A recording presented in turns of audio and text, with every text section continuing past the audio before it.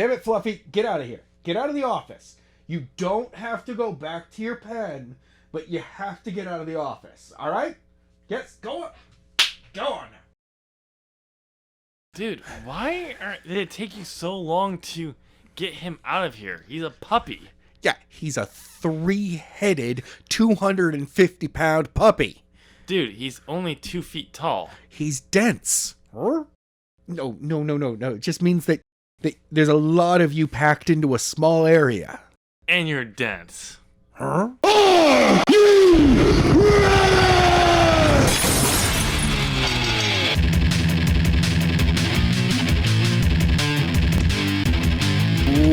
Welcome, ladies and gentlemen, to As the Buckle Turns Oral Sessions. Yeah, and I'm pretty sure that's not our name.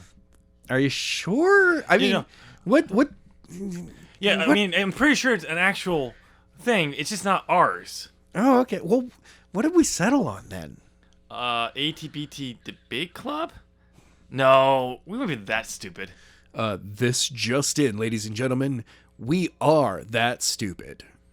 Welcome, ladies and gentlemen, to As the Buckle Turns Debate Club, the only source for all of our stupid opinions and fantasy bookings. Who are you? Oh, I'm Adam. I'm Tim. God, I almost forgot who I was for a moment there. That would have been scary. But yes, welcome back to another episode of ATBT Debate Club. Yes. We're pronouncing it wrong. Sorry. Club. Debate Cub. Because, yes, I had to misspell it and mispronounce it once, okay? In our original one, when we decided the name, Adam couldn't say it correctly. I screwed it up, all right? So it's Screw you, Tim. No, thank you. Okay. But yes, ladies and gentlemen, we're back. We didn't get one last week because Adam couldn't shut up when we did our predictions. And then either could I later on because he baited me. Ha ha. I thought I was going to be able to blame it fully on him, but then he baited me and I actually took it and did it too later in that. You ran long too. So we couldn't do one there. But we are going to try to get one every week, even Maybe. when we do predictions. Hopefully. But who knows? Look, no guarantees, okay? No guarantees. But when we don't have predictions, there will guarantee to be a debate club. Yeah. Oh, definitely. That will totally happen. So, today's episode, we are going to be talking about the wrestling breaking news of AEW selling to WWE. Wait. Sorry, what? Sorry, that was my nightmare last night. Yeah, that is a horrible that was dream. a bad nightmare. I mean, AEW and NXT closing down. No, wait, that was the other nightmare. My bad. God, why are you doing this to them? I don't know. AEW and New Japan Pro Wrestling at war. Storyline-wise. Yeah. Possibly. But they're working together. The forbidden door is open. Sort of. Why is it forbidden? Well, the forbidden door is, as it was put, like Wrestle Talk put it that way because it's like, New Japan was not wouldn't allow talk of it behind the stage. Okay. And we didn't want it to have anything to do with them. This had to do with their former CEO Or president. President Harold Meij, who because Kenny, Cody, the Young Bucks were very vocal about how he thought of talent before they left. Right. And then they left and did their own company. Wanted nothing to do with them. Which is weird because they even did, they straight up did a service. Yeah. In the wrestling biz, they did something that is above and beyond. They came back for one more match. Yep. They worked one more night so that they could drop any and all belts that they had. Yep. It wasn't meant for them to actually have a going away match. No. They could have easily said, okay, then we're not going to work Wrestle Kingdom and really hurt them. No, they did what you do when you're going out. You put other people over. Yes. Something Goldberg needs to, I think, hopefully has learned. Hopefully. But yeah. Go away. But now that Harold Meij has left the company, everyone's wondering, will this door be open because he was the main one who didn't want anything to do with them. We thought that it was relatively open when when Moxley went over, and when Chris Jericho went over with the AEW belt. Over a year ago for Wrestle Kingdom 14. Yes. That was but Harold Meij was still there. Right. So that was kind of a crack. But we all were saying the door would probably eventually open once Harold Meij left. Eventually, we just didn't know timing-wise. Did not realize it was going to happen in 2020. You mean 2021? No. Harold left a couple months ago. He left in 2020, but I'm talking about the Forbidden Door Oh, opening. yeah, we didn't. Honestly, I was thinking like 2025. Yeah, at the latest Yeah. for me. But we all figured eventually it would open. They would start working together. It's just when. And with a pandemic going on, That made it even more difficult. made it difficult because of travel restrictions, what we'll get to. But we were actually learning that it's actually because of a pandemic, it actually sped it up in a way. It made it happen faster. But before we get into all those Jeez. details, Now what do we need to get into? let's focus on what opened, how it all got revealed. Kenta Moxley, Yes. the IWGP United States Championship. Moxley's held Kenta it- really wants it. Yes, he does. He's been holding on the certificate to challenge for this for months now. Yeah, he's like, seriously, I want that belt. Just give it to me. So, and Moxley's held it since New Beginnings Wrestle Kingdom last year, Yes. where he won it back, and then he defended it once, and then the pandemic happened, and he couldn't go back over to defend it. Right? New Japan did take a hiatus for a while. When they came back, they could have easily stripped him of the belt, Yes. but it didn't make sense to, because they didn't have nearly all their talent at once No. at that point, so it didn't really matter. It's not like they had someone they could really put it onto. They did, but they didn't. Right. And then as they got more talent back, especially with the G1, they clearly didn't want to because they really want to work with Moxley. Yep. And they kept, obviously they were pitching Kenta to challenge him for a while. Oddly enough, Moxley works very well in the New Japan system. Yeah, he does. And he's so, he definitely has the, as they say, the Gaijin style. Yes. He's definitely a Western wrestler. Yep. But he is, in his first year, he stood toe to toe with some of the biggest names that they had. Yeah, he did. Okay, Suzuki. Okay. Yeah. He was probably crying after that match, not because of pain. No. 'cause Well, he I has mean, pain too, but pain, but I'm pretty sure when it's Moxley's in every pain, fanboy moment right there. I'm pretty sure with Moxley when he's in pain, he's crying because he's so happy. He's like, oh, it feels so good. good. Someone hit me hard enough where I actually can feel pain again. I can feel. I can feel. Renee, I'm coming home tonight. She's like, not this again. This is again. I had to hit him with a racket the last time. But yeah, he stood up a big thing. So what was going on is, like, well, going back to Kenta, he Yes. wins the rights to challenge for the briefcase. Right. So we're assuming that eventually they're gonna maybe get Moxley come back. We were thinking, I thought possibly at Wrestle Kingdom, Yeah. because they were kind of pushing that. No, we didn't get that. He couldn't come back for that because Kenta then defended the briefcase at Wrestle Kingdom. Yes. And up to Wrestle Kingdom, Kenta was kind of vocal about Moxley more than usual. I know. Which actually we see as a little short foreshadowing for this. And then he wins, and then what happens soon after this? Moxley cuts a promo. Moxley shows up and decides to, drill his head into the mat with a Death Rider at a show. It was only a few weeks ago. Yeah, at Strong, At Strong. at the U.S. Dojo. Because he didn't really respond to. No, he did cut a promo at the dojo. Oh, at Wrestle Kingdom. He Yes, did. yes. They aired it, so they did cut a little thing, which was a little weird. Yeah, it was like, But they got that. So we're starting to set this up. Okay. So this could be coming. So maybe he's gonna be taking some time off from AEW, so he can come Yeah. over and obey the restrictions. It'll be probably at New Beginning or something like that. Yeah, something like that. Like, so we're not getting a Moxley match at Revolution. I can kind of handle that. Yeah, but then we have him attack him. Just a week ago, maybe two at the most. I think it was last weekend. Out of nowhere, after Kenta wins, Moxley attacks, beats him up, promises the match is going to happen soon, and leaves.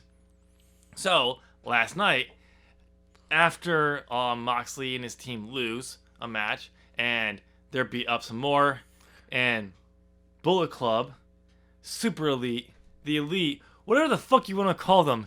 It's the good Omegas. The good Omegas. The Omega Brothers. They get chased away. They leave. Moxie's alone in the ring, and Kenta comes out with a mask on, hits it, go to sleep, pulls the mask off. He has platinum hair now, which actually looks pretty good for him. I thought I saw that hair earlier. Maybe it looked new to me, but I don't know. I mean, the color looks great on him. It looks good for him.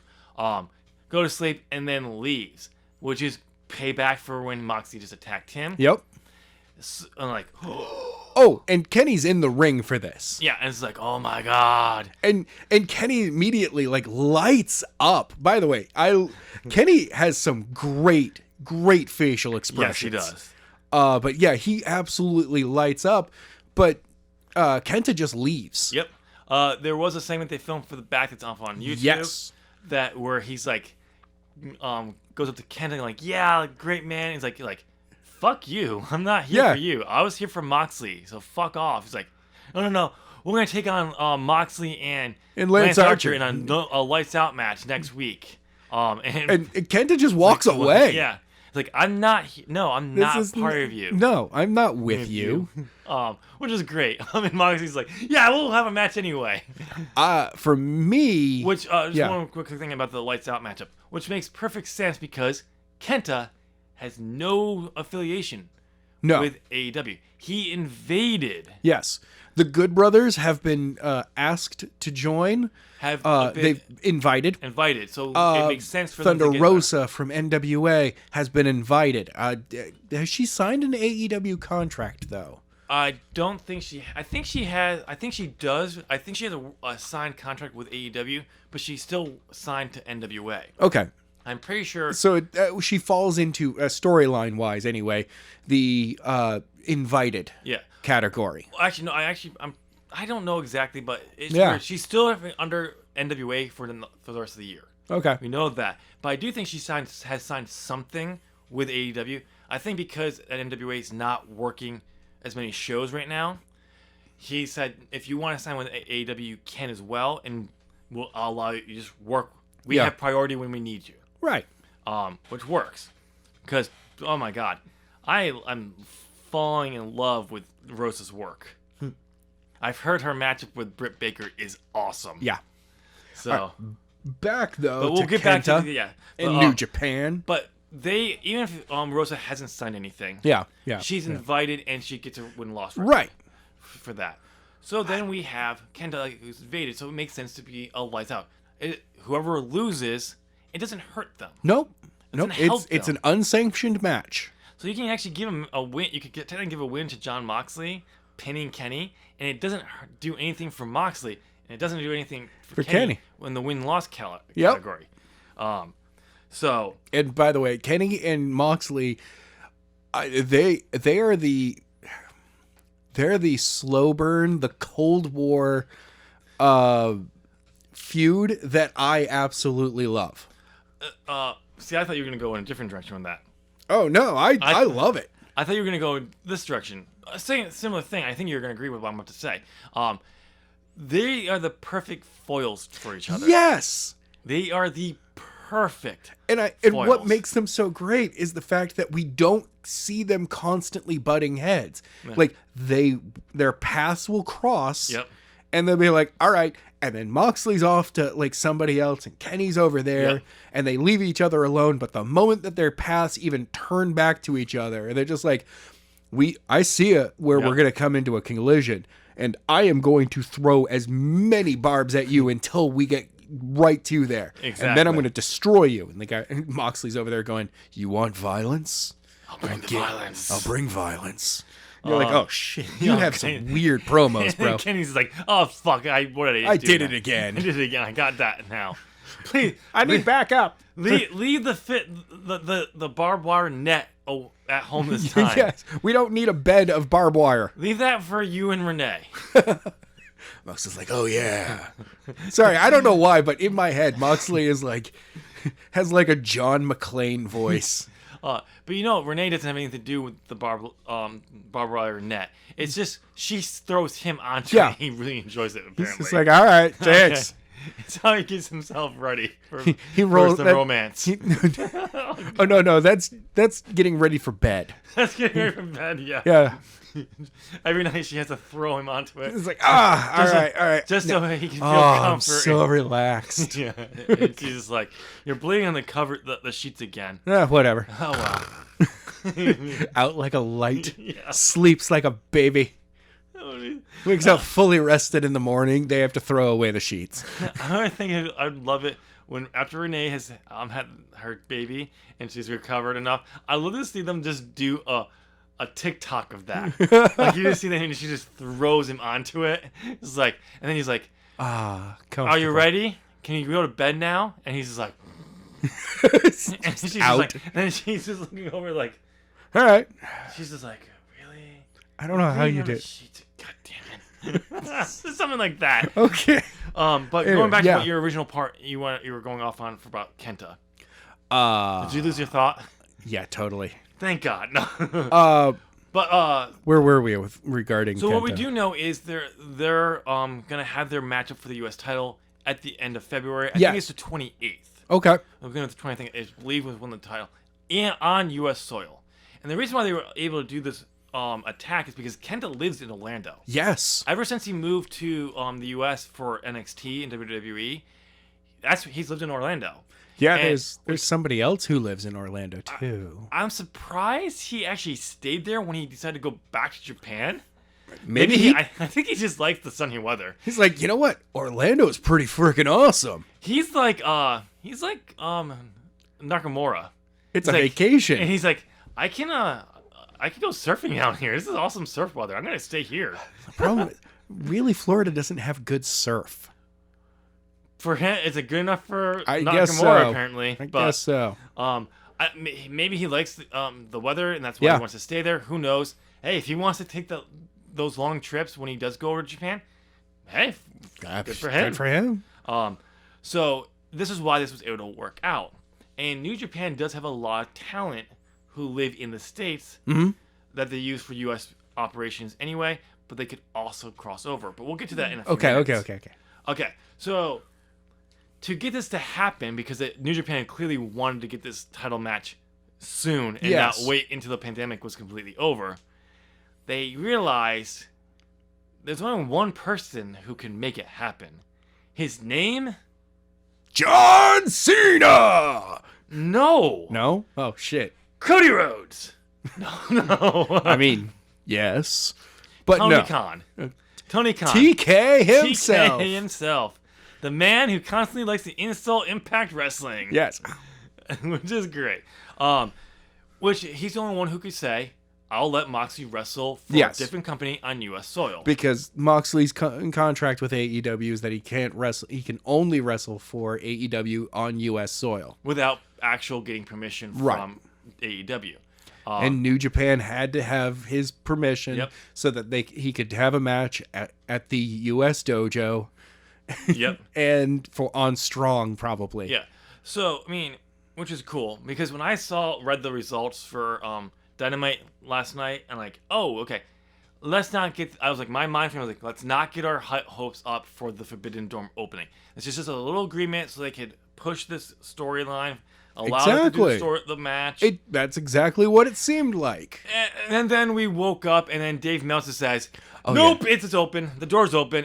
It's not even open. It's been ripped off the hinges. We are getting a Bullet Club invasion. I'm gonna say it now. The Rock has come in and ripped the doors off to get to work, not to go to New Japan or AEW. Just he had to go through them. Yeah, to get to the set he's on this week." Turns out the Forbidden Door was in his way. And he's like, I can't be late. No. I mean, he could easily just walk around it. No, he ripped it right out. But he's like, the time to go right, left, right, left, right again to get back on path was too long. Lefts and rights are you going to be... Did he just kind of do a 3/4 of a square, and then stop and turn around? So he could have done that. It would have been faster. But he decided, nope. I'm taking these doors down, and thankfully, he didn't realize what he was doing, apparently. No. But we thank him. Yes, thank you, Rock. So, what Dave Meltzer has revealed about the deal is because of the pandemic and restrictions for travel, you can't really do much. Right. But the stuff like with the New Japan's talent in the U.S. could come over and cross over. As a certain someone you like to point out lives in Orlando as well. Yes, Mr. the good bad guy, Tamatonga, lives in Orlando, which means the Bullet Club is invading AEW. No.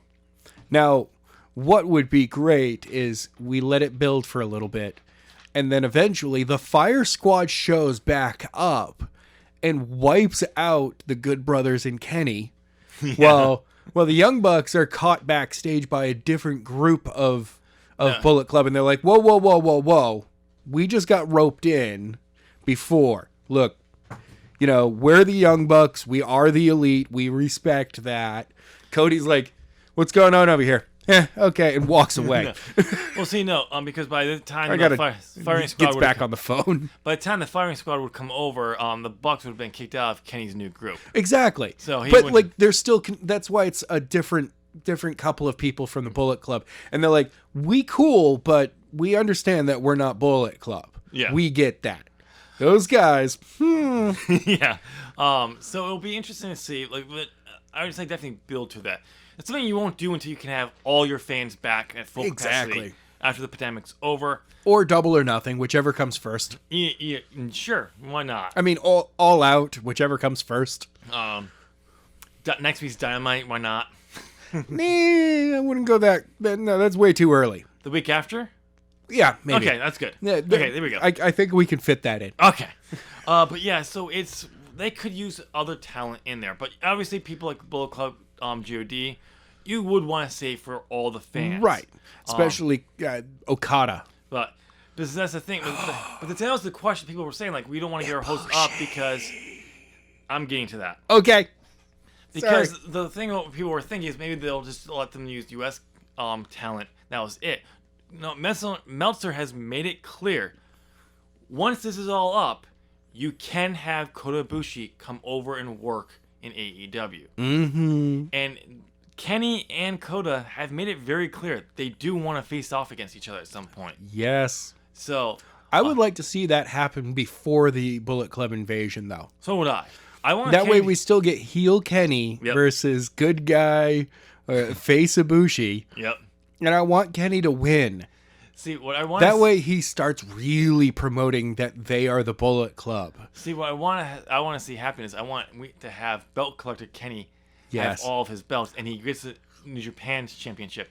Now, here's the thing I want to see. Infinity gauntlet of belts. See, here's what I want to see happen. I want this to be this matchup is kind of like a blood war between the two. Yeah. But at the same time, it's not a blood war. It's kind of like Kenny kind of has attacked him, but Cody's only seeing it. I'm not gonna come after you to beat you up, attack you, and all that. I'm just gonna have a match. When we have our match, I'm gonna prove I'm better than you. Yeah. But Kenny's like thinking he has to get into his head. But after the whole matchup, Kenny wins, and he wins it on his own. Yes. And then because the way Kota handled anything, he's just like, you know what? Hands him the Bullet shirt, Bullet Club T-shirt, and he joins Kenny. The Golden Lovers return as part of the Bullet Club. But Kota Ibushi is simply a babyface in the Bullet Club. Everyone else is a heel. He's still a babyface. When they attack people, he doesn't do it. He just stands by. He's not even there. He's not even around. Okay. And everyone's like, why are you... He doesn't help us out. It's like, he's cool. He's cool. He's cool. Kenny never gets mad that Kota was there because he's like... And the Good Brothers don't either. No, everyone else gets mad. But Kenny's just like, he's cool. It's cool. I'm fine with him not doing that. You want a shot at him? You got to go through me as well. I will go toe to toe with you regarding him. He's my lover. You go through me. We're the Golden Lovers. We're the Golden Lovers. Well, that would be one of the things that'll be an interesting dynamic. But we could get Okada to come over. We can get Kenny in the Young Bucks to go back to Japan. Yes. Now, and the funny thing is, if the pandemic didn't happen, this would not have happened. Neither company would have needed any kind of... New Japan wouldn't have needed to come to AEW to get Jon Moxley. Right. He could just come over to Japan and work. Exactly. Because they want to have this match with Kenna, but not just have the match with Kenna, but keep using Moxley because he's one of the bigger names. Right. There's other people in AEW like Jericho. I'm sure they want to bring back at some point. FTR has mentioned they want to go over there. Hell yeah. I'm sure they want Kenny and the Young Bucks to come over because they're so popular in Japan. Like, it's like, you know what? Why not just open the door? Let's not make a small deal and test it. Let's absolutely just go for it because we're trying to break in. We can get our talent on a popular TV show. Yeah. We're having a TV show on a streaming show on Roku. Yep. So why not? We're already seeing that they know how to play ball while working with another company anyway. Yeah. We were wrong on how big they were going to be. And I'm pretty sure that was Harold Mage on the thing. Yeah. I don't think it was other people in the business. I'm pretty sure a lot of people were saying over in New Japan, like, I am not surprised that they were successful. No. I think they may be a little bit surprised how successful overall because they didn't take into how smart Tony Khan is when it comes to pro wrestling. It's not just that there was such a drive and a fan base to be like, no, I want more content out of you guys. And you guys, you literally, I mean, the four of them took the entire wrestling world just over in what, 2 years? Yep. And really, it was 2 years. And with less than 3 months, without ever having a single matchup, they got people to sign bigger deals in WWE to lock them in longer, so they wouldn't be able to go over there. Yep. And not just WWE, other talent companies, Ring of Honor, Impact, to keep their talent in, got better deals because of it, making it better for the wrestlers. Because who knew competition was better for things? Yes. I wonder what that could been. And I like the fact that AEW has already seen that, yes, even if you move NXT, they're probably looking at a 1.3 and this is peak. Yes. This is peak numbers, 1.3 to maybe a 1.5. Yes, Raw is hitting its lowest at 1.8s right now. No, their lowest is at 1.2. Oh, okay. Well, this week is a 1.8. Okay. Yeah. They're more than where they usually are. But even if AEW is hitting that, working with other companies to continuously promote talent and allow talent to get over, you may not be able to use them on your show, but maybe Impact. We said Impact had the strongest women's division. For some strange reason, that show has just always been able to package women in a way or present them in a way that you go, fuck yeah, that's good. Not always. Not always. But when Hogan and Bischoff came over, they decimated that division. But they've repackaged it and they brought it back. But they've always had a, like, for me, outside of the X division, their women's division is what really set them apart. Well, it's their women's division in TNA that made WWE finally take women's wrestling seriously. Exactly. Eventually. It took several years after Hogan killed it. Yes. And they didn't actually have a strong women's division, but they started to say, okay, we should probably take this seriously. Right. And how did they take it seriously? Triple H took it seriously in NXT first. Right. And actually help women actually wrestle correctly.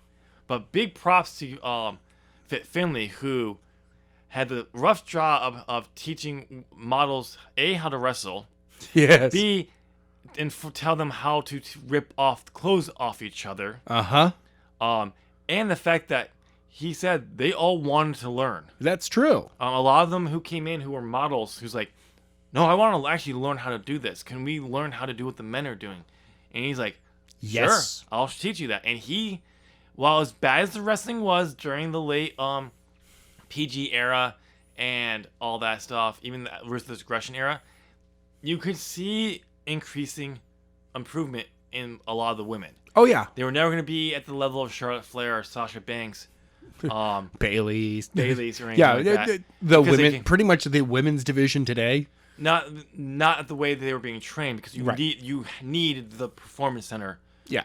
In that kind of way to really do that. But it was an enhancement, and all because TNA had once they did the women's division, they did the women's division. Yes, they did. So why not, share your female talent with TNA, or sorry, Impact now, and therefore strengthen both of them better. The tag division, that's one of the coolest things. Is like AEW prides itself on its tag division. Yeah. Well, who else has a really great tag division? New Japan does. Yes, they do. AAA does. So, something that really interests me is what else does New Japan's parent company own? Another wrestling company. What was that company? Stardom? Called? Yes. I'm wondering. I actually was guessing that. They actually, yeah, because Bushiroad bought Stardom. Yeah. I'm wondering if it can go to that, which would be very interesting, if it did. Because you know why? Why? Because Kari Hojo is working in Japan for WWE as part of a relations in Japan. And she's going to work because she's at Stardom stuff. She's not wrestling for them, but she's over doing stuff like there. And that would be an awkward situation for her. Like, the company, they're working for the competition, and I'm here with WWE, and they basically said, we're not going to do stuff with WWE. We have them. I'm like, ha! Sorry, Kari. You picked the wrong people to go. You should have gone back to Stardom. Yeah. And then you could come back to the States and done stuff with AEW, a real women's division. Yeah. Not that the NXT's women's division wasn't a real thing. It's actually, it's the better one outside of Impact. Yeah. But I mean, really, now, that just opens so many more doors. Yes. I think one of the best... First of all, it allows a lot of talent that normally, if you were constrained by the one show that you're on, or the company that you're with, yep, you might not always be able to get used. Yep. Well, by doing this now, they can go, oh, hey, so you're not going to be with Impact for the next 3 months. Yep. You're actually going to be in this program with, Wrestler X in New Japan, but it's going to be taking place on AEW. Dark for 3 matches, and then for 3 segments, and then 3 segments on Dynamite. Yeah, and it's 6 weeks, and then we'll have you come back here, and he'll be coming over here for 1 match, and then you're going to New Japan for a match. Yep. Okay, and they're like, "That's okay, thank you." Yeah, it's a great way of doing that. But then the question with New Japan trying to grow in the U.S. is people are wondering about their TV show, because New Japan's doesn't run like U.S. programs. You have your TV shows where it's week-to-week storylines. New Japan is, you have storylines. There's absolute storylines. Of course. But you can go miss their entire... You can not watch a single other show of their house shows, their tours. They do put up on New Japan World. Right. Never watch them and still watch the pay-per-view and not be lost. Exactly. Which is, great for storytelling for people in the States who can only watch those. And it really does do a good job with long-term storytelling. Yeah. Because they're one of the things they do on their house shows is they do a lot of 6-man tags, 8-man tags. Yeah. Stuff like that. Because the whole point, their selling point for New Japan is that older style where it is your 2 big stars only clash one-on-one at a major show. Right. Whereas WWE kind of did the same thing, but they were always just beating up jobbers. Yes. And it was terrible. Maybe you get a bigger name star like Hogan would take on a low card or not a jobber. Yeah. On main event or one of those things, and eventually at some time. But it was generally like Triple H was beating up Matt Hardy or Jeff Hardy before they got signed. Yep. As jobbers and all that. But so they had the thing, which will be interesting if they go that way. How they're going to do the TV going forward here. Yes. Will they kind of adapt it? If they can find a bridge between the 2 styles, that will work. So, But Adam, is there anything else you want to add to this conversation? This debate for Debate Club. Bullet Club is invading AEW, bro.